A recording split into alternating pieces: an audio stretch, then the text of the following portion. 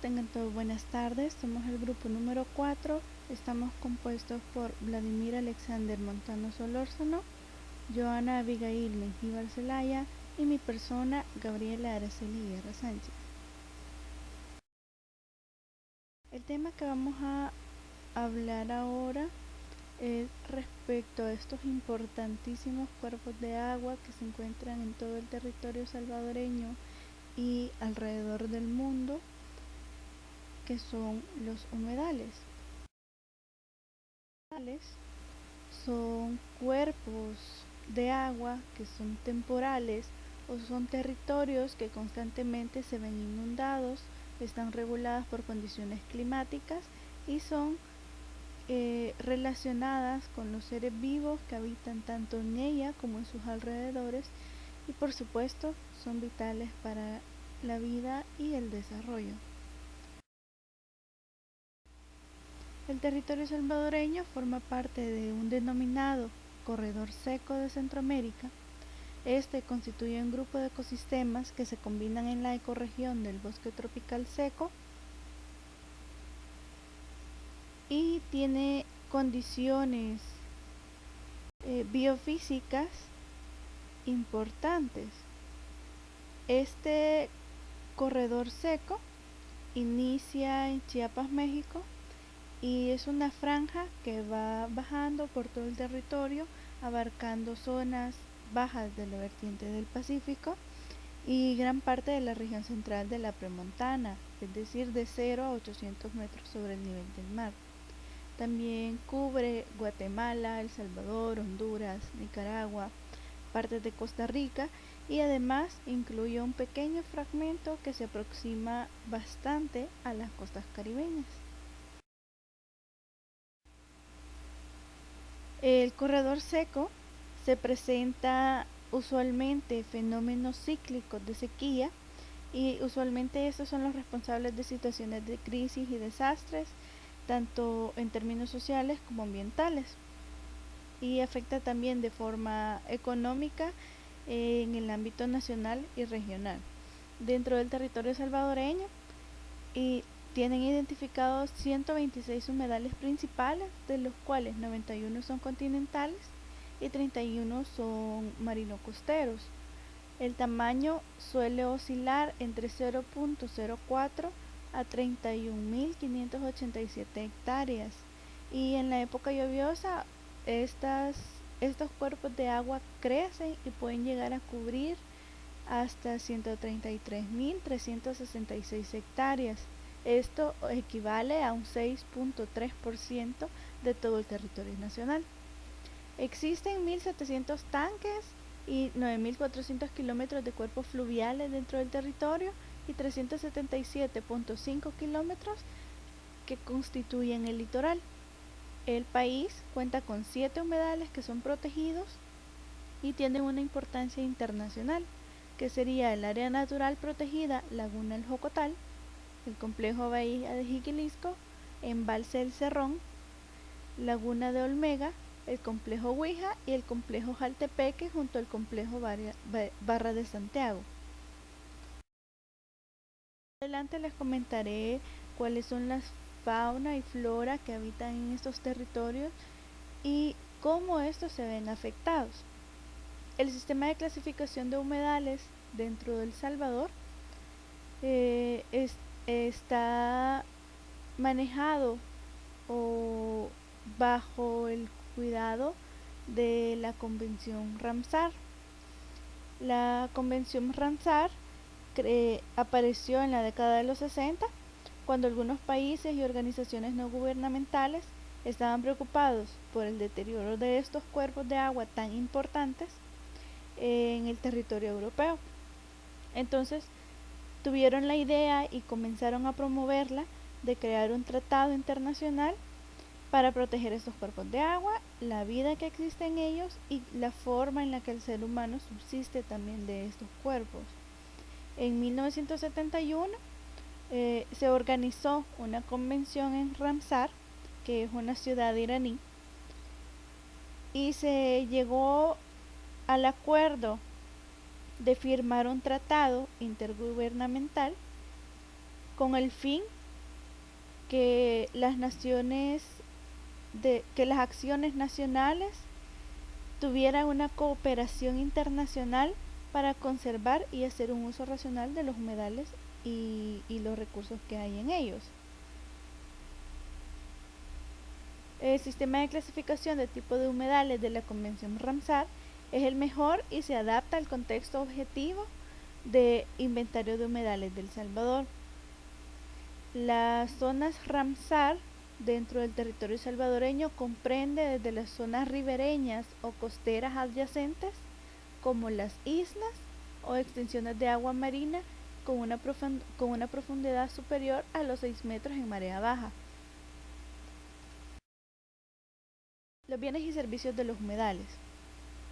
Basadas en las explotaciones de los recursos naturales de estos cuerpos de agua, en conjunto, estos bienes y servicios se denominan beneficios ambientales o ecosistémicos. Al igual que los ecosistemas terrestres, los ecosistemas dulceacuícolas y marinos brindan una gran variedad de bienes y productos, tanto tangibles como intangibles, y servicios ambientales de los que depende la producción económica primaria. Estamos hablando ahí de la pesca, la obtención de mariscos, el turismo, el hecho de promover artesanías de las regiones cercanas a estos lugares acuícolas y estos bienes y servicios se pueden clasificar en cuatro formas, que serían: el primero, bienes agrupados como abundantes. Eso quiere decir que la producción de los humedales en el país se da en un 75%. Están los relativamente abundantes, en la que la producción es entre el 50 y el 75% repartido en todos los humedales del territorio, el menos abundante entre el 25 y el 50%, y los escasos, que se presenta en menos del 25% de estos cuerpos de agua. Dentro del territorio salvadoreño se ha dividido en 3 grandes zonas hidrográficas, en las que podemos identificar la zona 1, que es la zona del Lempa, la zona 2, Paz y Jaltepeque, y la zona 3, que es de Jiquilisco y Huascorán. En las zonas hidrográficas tenemos embalses, tenemos cuerpos de agua que son bastante importantes. En la zona 1 tenemos el embalse del Cerrón Grande y el lago de Huija. En la zona 2 tenemos la Barra de Santiago y los sistemas de humedales de Jaltepeque. Y en la zona 3 tenemos la laguna El Jocotá, la laguna Olmega y la bahía de Jiquilisco. Como les mencionaba antes, que dentro del territorio salvadoreño hay sitios Ramsar declarados o zonas protegidas, tenemos dividido por zonas.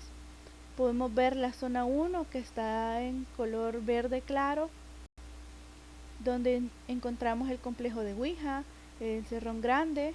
Tenemos la zona 2, que es la zona color naranja. Tenemos donde está la Barra de Santiago, tenemos los Cóbanos, tenemos el complejo de Jaltepeque. En la parte de abajo ustedes pueden observar unos cuadritos punteados, donde el color verde menciona que es una propuesta, el color rojo menciona que son los declarados.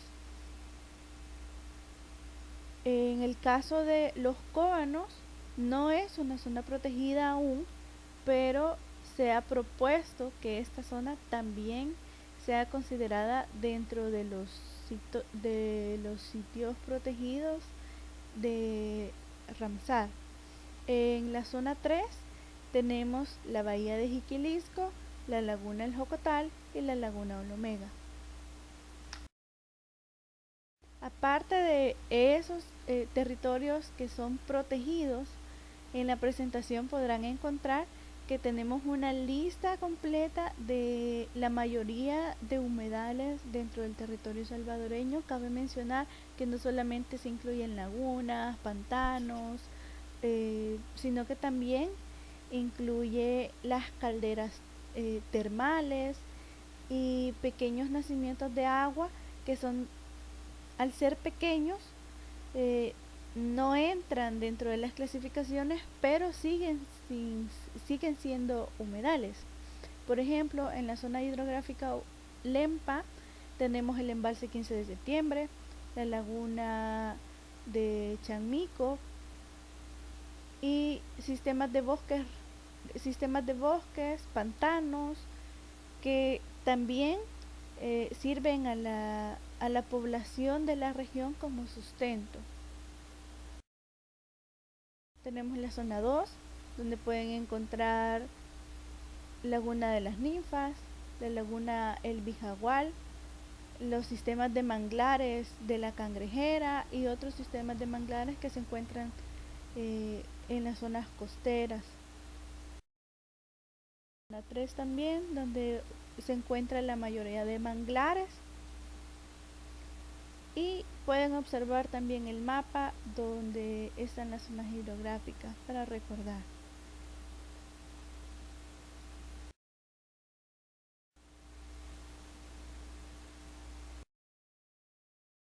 ¿Cuáles son las principales amenazas que padecen estos humedales y cuáles son las causas? Tenemos dos tipos de amenazas.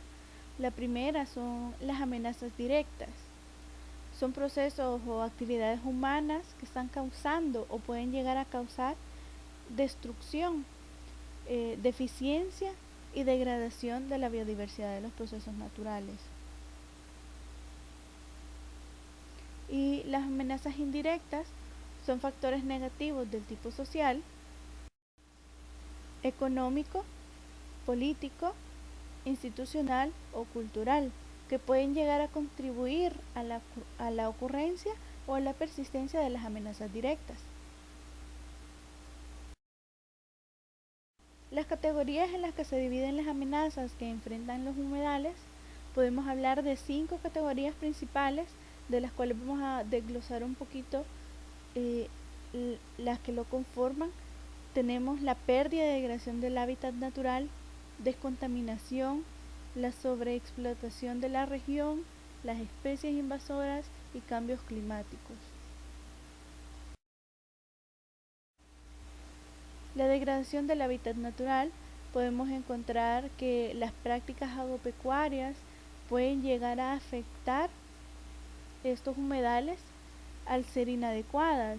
La práctica de la deforestación o la tala de árboles irresponsable, la construcción y mejora de caminos, canales y presas, todo este movimiento hace también una degradación del estado de estos hábitats naturales y afecta tanto a la fauna como a la flora. Operaciones de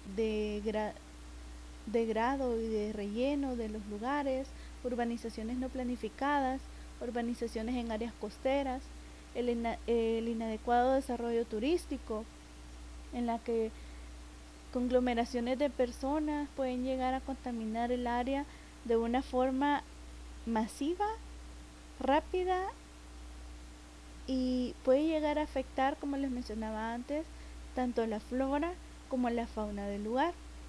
Tenemos también la contaminación. La contaminación usualmente causa erosión y sedimentación de los suelos, puede que la acumulación de agroquímicos cerca de estos cuerpos de agua afecte el pH de las aguas y afecte la fauna que habita en el lugar, aguas residuales sin tratamiento, desechos sólidos, la práctica de minería. En caso de la sobreexplotación, las malas prácticas del riego, la pesca no sostenible, la sobrepesca